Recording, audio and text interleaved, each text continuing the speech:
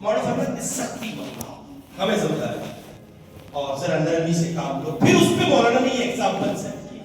Example کیا تھا کہ وہ امام عامر خان سے ملاقات ہوئی تھی میری, تو اس نے مجھ سے کہا تھا نماز کا وقت آ گیا درمیان, تو اس نے ٹوپی نہیں پہنی تھی اور ایسے ہی بغیر ٹوپی کے وہ نماز میں آیا, اور اس نے کہا حضرت تو بغیر ٹوپی کی نماز ہو جائے گی؟ تو شیخ نے فرمایا نماز ہو جائے. فلم انڈسٹری کا یہ میرے آپ کے لیے نہیں چلے گا. یہ جو ہمارے یہاں ویسے تو بیماری ہے نا, ٹوپی نہیں لگانی کا ہو تو جاتی ہے, وہاں وہ اصلاح مقصود تھی اس لیے ذرا ہلکا ہاتھ رکھا. یہاں تو بچے بغیر ٹوپی کے نماز پڑھے تو ابا کو چاہیے طبیعت سے ٹھکائی کا اہتمام کرے.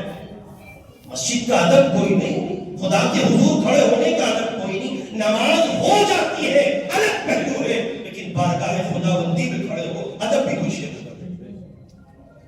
ہو جانا نہ ہونا ایک الگ پہلو ہے, اور اس قصے میں دونوں چیزیں موجود ہیں. تو شیخ طارق جمیل صاحب دامت برکاتہ نے کہا بس ہو جاتی.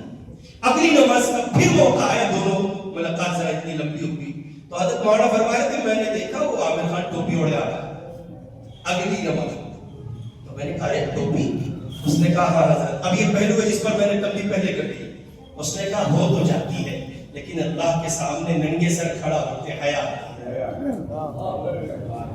آپ دیکھیں چند گھڑیوں کی صحبت ہے مبلغ اسلام حضرت مولانا طارق جمیل صاحب دامت برکاتہ ان کی, اور نتائج کتنے غیر معمولی مرتب ہوئے پتہ بھی نہیں چل سکتا.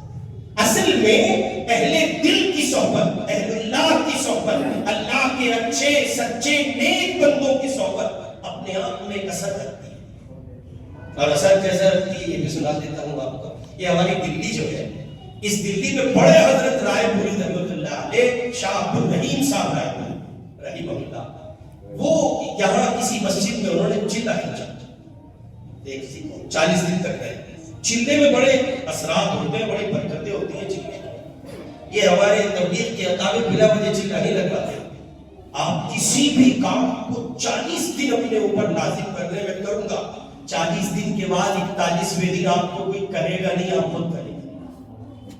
یہ چلے کی برکت ہے.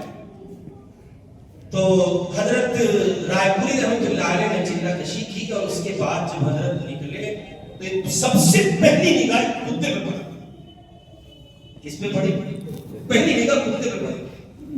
جس پہ سب سے پہلے نگاہ پڑی وہ کتا اپنی کتوں کی دنیا میں مرجے کی حیثیت پا گیا. اب وہ جدھر سے گزرے اس کی نگاہوں میں تاثیر ہے, اور سارے کتے اس کے پیچھے پیچھے.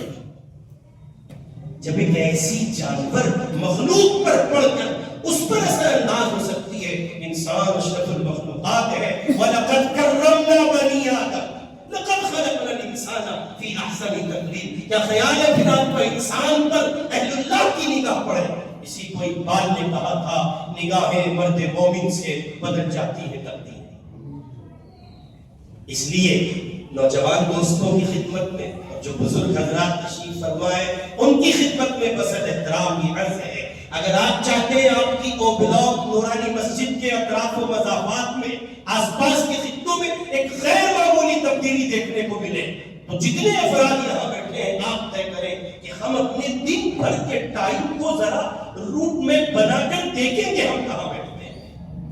آپ کو لگتا ہے وہ جو عشاء کے بعد آپ چند گھڑیاں, آدھا گھنٹہ, 1 گھنٹہ, 1.5 گھنٹہ, 2 گھنٹہ اپنے دوستوں میں بیٹھتے ہیں, صرف باتیں کیسی ہوتی ہیں, گفتگو کا نتیجہ کیا نکلتا ہے, گفتگو کی شروعات کہاں سے ہوتی ہے.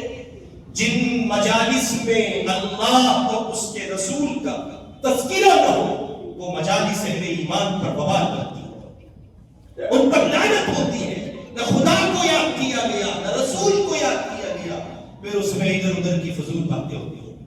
اور جہاں اہل دل ہو, اہل اللہ ہو, نیک ہو, اچھے لوگ ہو, وہاں آپ انلمیٹڈ نہیں بولتے, لمیٹڈ بولنا پڑتا ہے.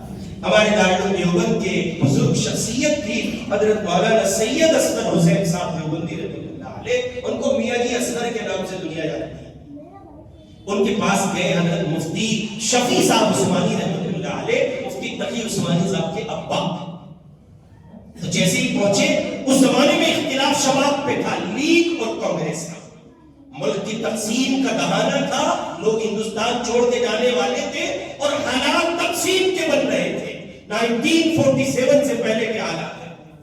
تو مفتی شفیع صاحب ان کے گھر اکثر جاتے تھے اور دو طرف تھی دنیا، ذرا توجہ کریں، بہت اہم پہلو نقل کر رہا ہوں۔ دو طرف تھی دنیا، ایک جگہ تھا شیخ الاسلام حضرت مولانا سید حسین احمد مدنی رحمۃ اللہ علیہ کی رائے پر ہندوستان چھوڑ کر کہیں نہیں جائیں گے۔ اس پلڑے میں تھے حضرت شیخ الحدیث مولانا محمد زکریا رحمۃ اللہ علیہ، اس پلڑے میں تھے امیر تبلیغی جماعت حضرت جی مولانا یوسف صاحب کاندھلوی رحمۃ اللہ علیہ، اس پلڑے میں تھے چھوٹے حضرت مولانا عبدالقادر صاحب رائے پوری رحمۃ اللہ علیہ۔ یہ لوگ اس طبقے میں تھے۔